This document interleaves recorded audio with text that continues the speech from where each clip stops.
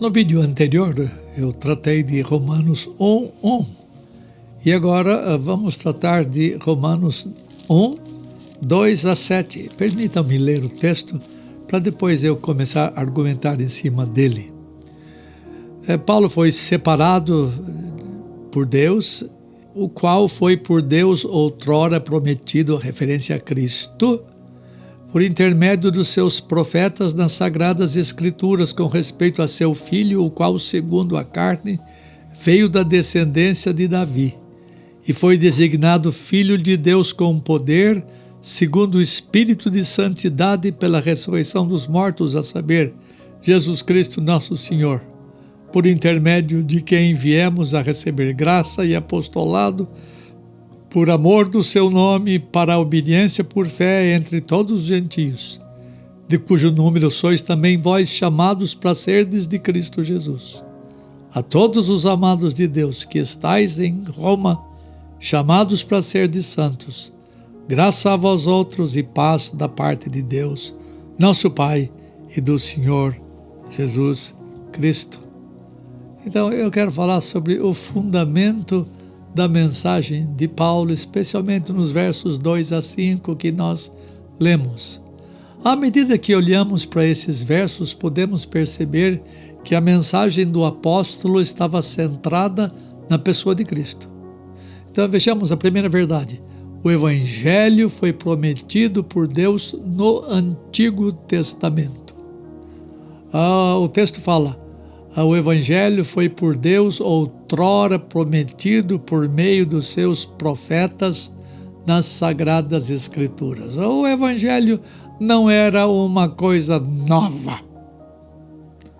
O Evangelho não era alguma coisa inusitada, mas alguma coisa que era mais antiga que o próprio homem. Ele foi elaborado antes da fundação do mundo. Isso está lá em Apocalipse 13:8. A segunda verdade é que o primeiro o Evangelho não nasceu com Paulo nem com Jesus Cristo. Ele foi prometido lá em tempos passados. Muitos profetas do Antigo Testamento falaram do Evangelho, tá? Segunda verdade, Cristo é o conteúdo do Evangelho. O Evangelho que envolve a morte e a ressurreição do Senhor Jesus não foi uma reflexão tardia de Deus. Ele havia declarado que o seu Filho viria e que ele morreria pelos pecados dos homens. Não somente o Evangelho, mas o próprio Jesus também foi prometido no Antigo Testamento. Não somente a profecia a respeito da pessoa do Messias, mas também foi prometido o sacrifício dele. Se você for a Isaías 53, ali há uma abundância de informações a respeito da obra sacrificial, da obra expiatória, da obra redentora de Jesus Cristo. Então, no texto de Romanos que estamos estudando, no verso 3 e 4 fala a respeito, esse Evangelho fala a respeito das duas naturezas do Redentor. Lembra, o seu Redentor tinha duas naturezas, a divina e a humana. E o verso 3 diz: com respeito a seu filho, o qual, segundo a carne, veio da descendência de Davi. Este ponto fala a respeito da humanidade do Redentor, tá? E nos versos 4 fala da divindade do Redentor. Jesus Cristo possui uma origem divina. Ele veio do Pai desde sempre. Ele é de fato o Filho de Deus, no entendimento dos próprios judeus. Fazer-se filho de Deus era a mesma coisa que fazer-se Deus. Por isso, mais tarde, no final da sua existência entre nós, ele foi perseguido até a morte por fazer-se a si mesmo igual a Deus. O Evangelho fala da humanidade do Redentor também, com respeito ao Filho, o qual, segundo a carne, veio da descendência de Davi. Jesus Cristo possui uma origem humana.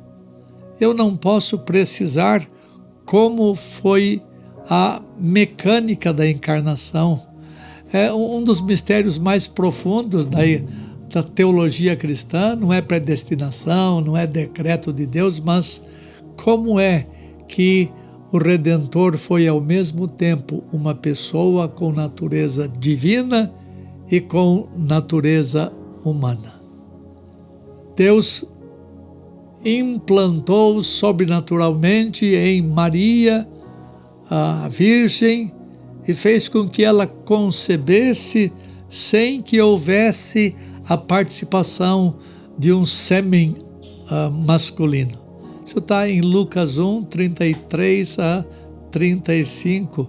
Foi uma ação do Pai e uma ação do Espírito para gerar em Maria o Filho de Deus encarnado. E de Maria nasceu não simplesmente o homem Jesus, mas nasceu a pessoa completa, possuindo as duas naturezas, a natureza divina e a natureza humana. E com respeito à natureza humana, é dito que ele veio da descendência de Davi. Ele tem uma história genética do povo de Israel. O filho que Maria veio a carregar no seu ventre já existia desde tempos muito antigos, na verdade na eternidade, porque ele era o próprio de Deus, o próprio Deus, Deus o Filho. Mas somente após a encarnação ele passou a chamar-se Jesus. Por isso que não é próprio falar de encarnação de Jesus, mas a encarnação daquele que é eterno, ou seja, a encarnação do Verbo ou a encarnação do Filho. Jesus é o nome daquele que foi encarnado. Jesus Cristo, portanto, não era um homem divinizado, nem um Deus humanizado, mas uma pessoa com duas naturezas, a divina e a humana. Perfeitamente Deus e perfeitamente homem. O Deus homem. Este é um mistério que as nossas mentes finitas jamais podem compreender. Quem Jesus Cristo realmente era? Jesus Cristo era essencialmente Deus e era essencialmente homem. Escrevendo aos Filipenses, capítulo 2, verso 6, Paulo diz que ele, subsistindo em forma de Deus. A expressão forma de Deus, que em grego é morphé theou, se refere à real essência da sua divindade. Ele não poderia existir na forma de Deus e não ser Deus.